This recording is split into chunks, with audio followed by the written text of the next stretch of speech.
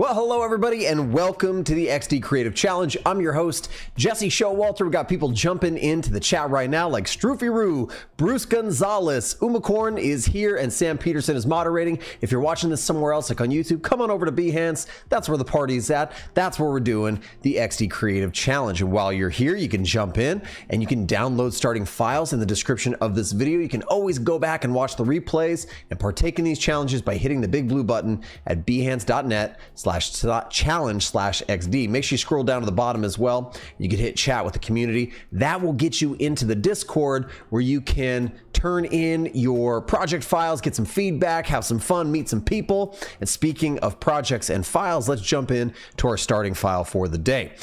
We are going to have a fun one today because we are in the midst of 36 days of typography, where we are celebrating typography, playing with typography, and just all around enjoying and loving typography. And so today's challenge is going to be to learn how to use some parallax effects, or create some parallax effects to create a fun website header, giving our typography some dimension. So we're going to explore some typography together, and then we're going to bring that typography to life and make it chef's kiss absolutely amazing. Got some inspiration down there for you, and always your resource booklet that is made out of components and states, so you can come through and just cycle through to get different resources through our different states there. All right, and there's some more information on the page, but we have a starting file, and I've gone ahead and added to the starting file. I just went shopping a little bit for some typography. Where did I go shopping, you might be asking yourself? Over on fonts.adobe.com. I found this I just want to share with you. Let's just nerd out on typography for a second.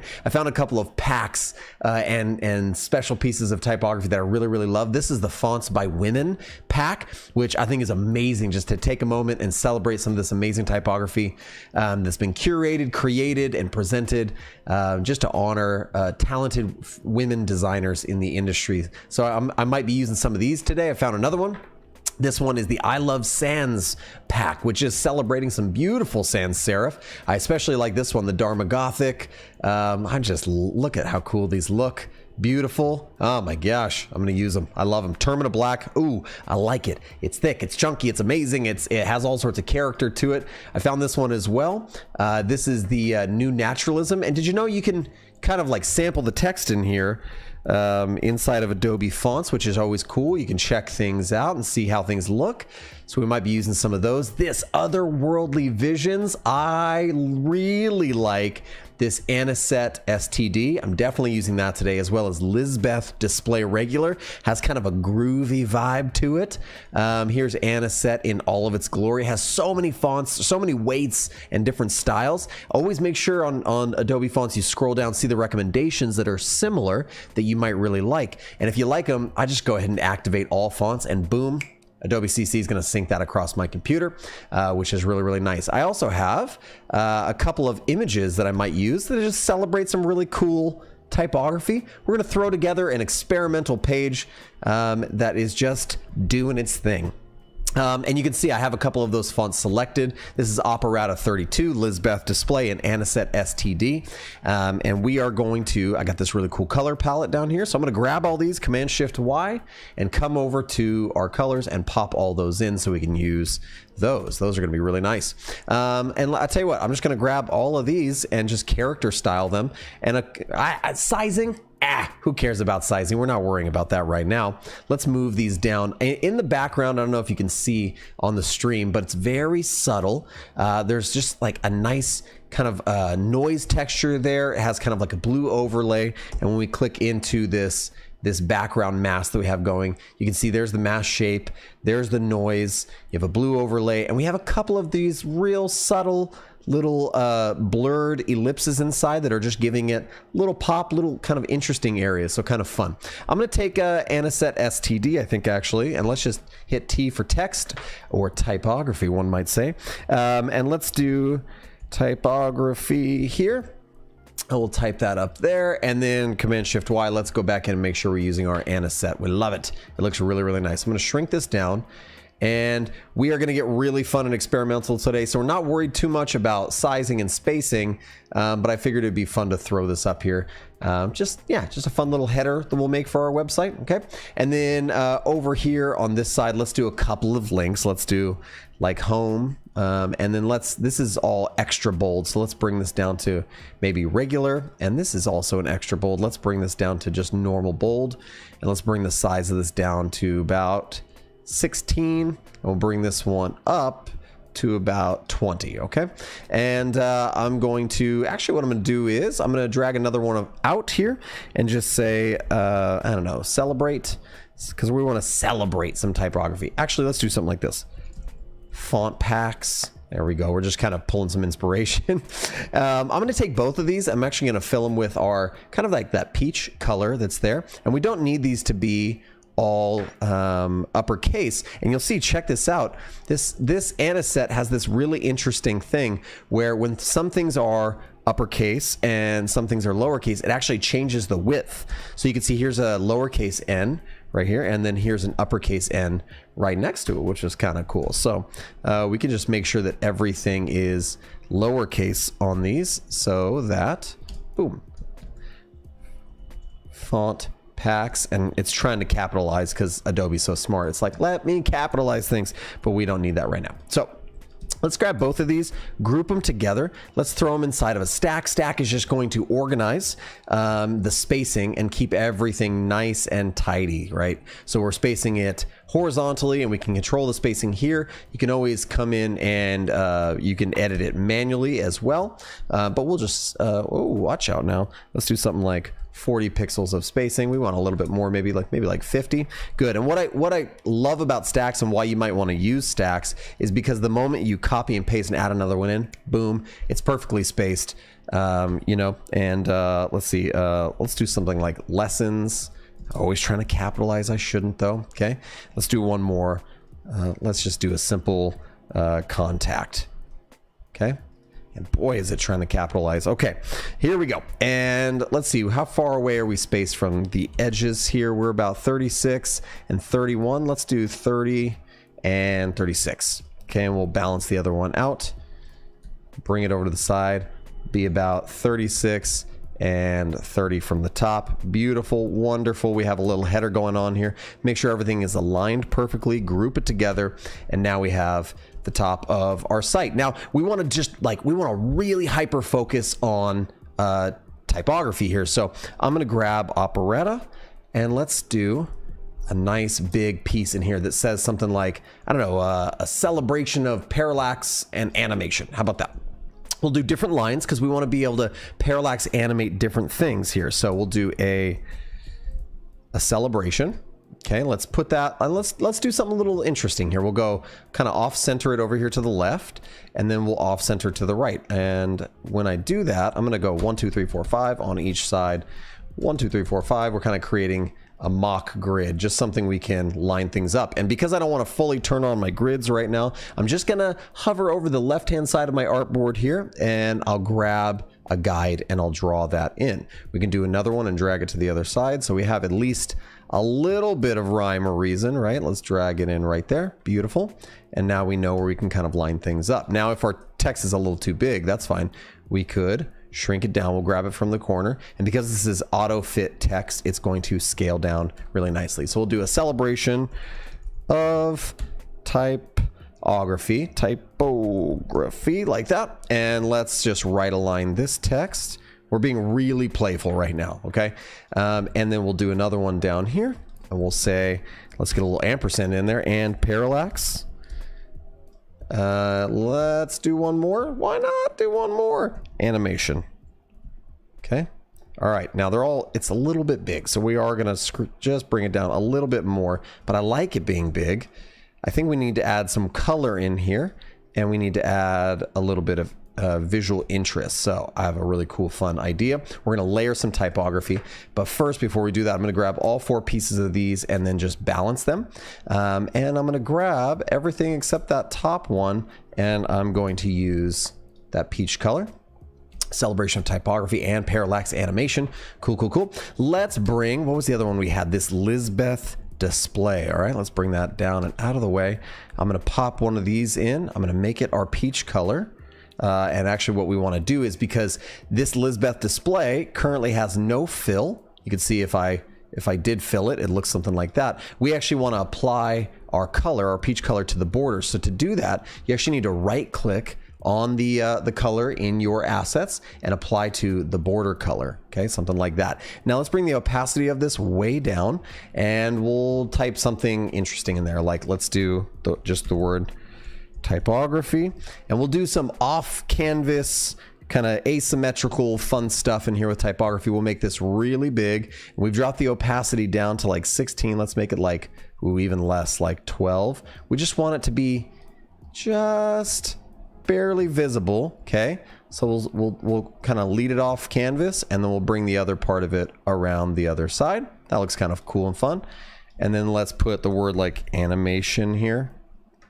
Same thing, we'll like lead it off, and we'll bring it around the side here. Okay, now here's what I'm thinking. I'm thinking that this, it says we were talking about making a header, but do we need to make a header? Let's make an entire website to animate. Okay, to do that, we're stretching it out here just a little bit, and you can see that my background is kind of disappearing. So I need to come into the mask and just make a few edits here. Okay, I'm gonna spin my noise layer and just make it a little bit bigger so that it stretches across the entirety of my project. It's all going to be masked in there because that's how masks work, and they're awesome. We're going to do the same thing with our blue cover. We're going to drag our blue overlay down. We need to make sure that our mask is exposing all of that, and we don't need to mess with those little spots of color in there. We can just keep those as is. Let's lock the background so we don't mess with it anymore, and that's a pretty good start. So I'm actually gonna pull these down and separate them just a little bit. Give me a little bit of space to work in. Okay, that could be fun. And now I'm thinking I want some images to kind of scroll up. So let's draw some rectangles and plan for some cool images. Okay, some typography inspired images. I'm gonna grab that, and what's a good one to bring in? I really liked this one, wake up. Yeah, that's a good one. Okay, so we'll do something like that, make it a little bit bigger. And then I think this is where our Aniset STD is gonna come in. So let's do something like be bold, and we'll make it really big because we're talking about being bold here. And this is where we might just play a little bit with some of those different Aniset sizes. And then I think we might even convert this into a path so we can get even extra fancy with it, okay? So why don't we do something like this? I'm gonna take the whole thing and I'm gonna lowercase it like that. That could be pretty cool. And then let's do uppercase on the L. Let's experiment with doing a different size though, shall we? Let's do like light right here. Ooh, light's a little too light. Let's go regular. Okay, that could be kind of cool. And then let's jump from Aniset STD to the petite version here. And let's go bold, and we'll go uppercase for the E, okay? And let's see what we can get here. Does it look really similar? Maybe. Maybe it does. Let's try something like that, okay? So we're experimenting and having fun. If you're not used to experimenting and playing with type that's outside of your comfort zone, I don't even know if I love this. I'm just having fun as we go. You should have some fun with typography. Now I'm gonna do a fun thing in XD. I'm gonna go up to object, go down to path, and I'm going to convert to path. Now, what's cool is as we're animating, we might be able to shrink these and kind of like, I don't have a better word. I was gonna say expand, but in my mind I was thinking boyoyoing. We're gonna boyoyoing it and have some fun with it, okay? So we could do something like that. Fergie says, hey, what's up? I say, hey, what's up right back to you, Fergie. And everybody else that is in the chat. Let's do another one here and do the word create. Be bold, create. All right, we'll do that one like that. And let's have just, again, a little bit of fun inside of there with, we'll make that one light, and we'll make this one just the lowercase version. Boom, like that. For the T there. Let's go uppercase T. Yeah, okay. It's starting to look a little bit like a serial killer letter. If I'm gonna be honest. That's okay though. I'm okay with it. Let's go all one style. It's this fun kind of like warping of text. You really got to be careful because you don't want it to go that extra like step and start to actually look like serial killer letters. You want it to look kind of fun. Okay. All right. We'll stop there. That's vibing well with me. And then let's do the same thing. Let's go up at Object, Path, and Convert to Path, which is Command 8 if you want to do the hotkey for that. So let's bring this up. I'm actually going to bring the photo in front of it like this. And why don't we soften? I'll bring this text behind it. I'm going to soften the edge just a little bit and then take this border off. That's looking a little weird. I'm going to add some drop shadow to it, and I'm just going to blur that out and bring up the opacity just a touch. How much do we need? Just a little bit so we can really get that dimensionality there. Okay. Now that's kind of fun. It's not the end all be all, but what we're really working towards is just to try to figure out how to have some fun with the typography and do some parallax stuff. So let's bring in a couple more of these fun images here. Let's do that one and that one. And I'm going to shrink this image down. It's masked, so it's kind of adjusting for me, which is amazing. Thank you, Adobe XD, for adjusting automatically. And I'm going to put this down here. Now, when I'm thinking about all of my text and my photos, I need to be thinking in almost like in scenes, right? So we have stretched our artboard all the way out, but I know in my mind, see where this this little line is right here? That is the vertical height or the browser height of my, or like the viewport height, excuse me, of my prototype. It's going to mimic like that above the fold of a website. So after I'm done, I'm going to group everything together, and then I'm going to shrink that back up so that I can move things around in the canvas, and I get this amazing, cool kind of like vibe of parallax. You'll see the trick. You're like, what are you talking about, Jesse? You will see. All right, why don't we bring this over to the side, at least be hanging on to our little bit to our rulers and our guidelines over there. Let's do one more. We've kind of ignored, what was this one? The Lisbeth display. So let's do one more, and then we will fill it in this time, and we will shrink it down. And let's go back to white for the color here. And so let's say, let's do like our story thing. I don't know, something like that, right? And then you could actually do a little bit of like proper, a little bit of proper typography here, where underneath we might introduce like another nice simple like sans serif, something like Poppins. I'll bring it down to a legible size, and we have regular. And what we really need is some lorem ipsum, but I'm going to do some auto height text here really quickly, like that, and like that. And I tell you what, let's grab our prompt here, and we'll just use that as our lorem ipsum. So I'm going to pop that in, and our line height is so insane right now. So let's get in there and fix the line height and do that. And then if you ever see in Adobe XD this little bottom like red dot, that means, yeah, your text is cut off. We'd love to help you do that. All you have to do is double click on it, and it will expand to the size that you need it to be. This text is still really massive. So let's do something like this. And then I think why it's looking so funky to me is because the character spacing is insane. So let's drop that down to a reasonable size so it looks like some normal body copy, shall we? Okay, that works for me. So we have a few items, and again, we are going to have just insane amounts of like control and fun over everything. So the first thing we need to do is we need to look at all of our layers that we have here. I'm going to move out of the way so you can see. You have every single layer here. It's important because we're going to do an artboard to artboard animation. So we have our background. Let's make sure that that's unlocked, because we might even want to move the background a little bit possibly, right? So let's think about doing that. And I'm going to group everything together. Every single layer, we're just going to group it. Boom, it's in a group. I don't even care about naming it.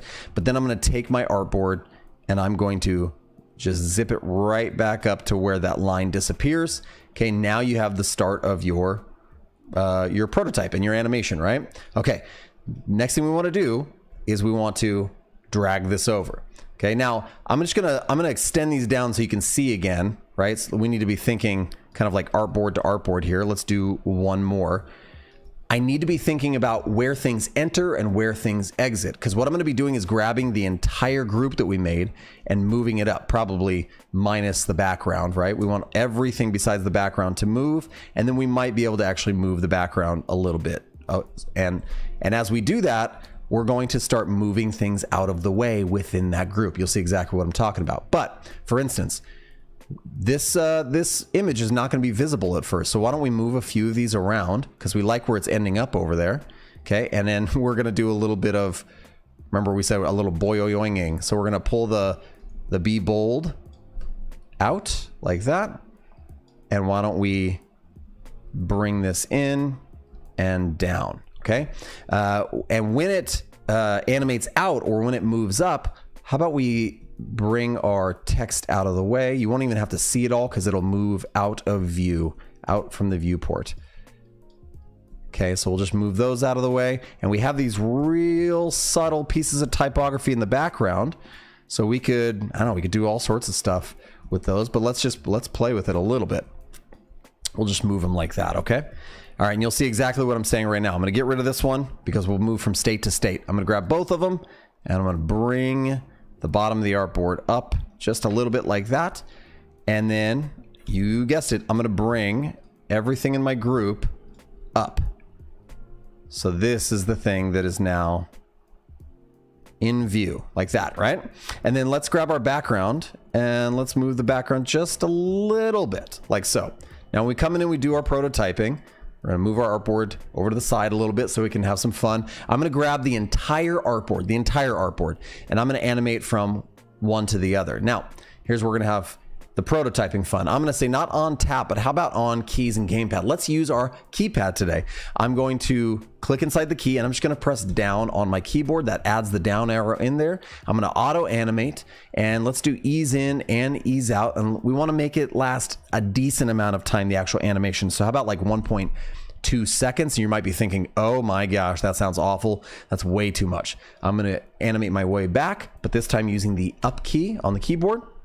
And the same kind of style. Let's make this the home here and we'll name it type animation for our flow. Let's press play and let's see what we get. All right, so I should be able to press down now on my keyboard, and it's just too fast. I want to slow it down. I want it to be really vibey, really fun. So let's go more like 2 whole seconds there, and on the way back we'll do the same thing.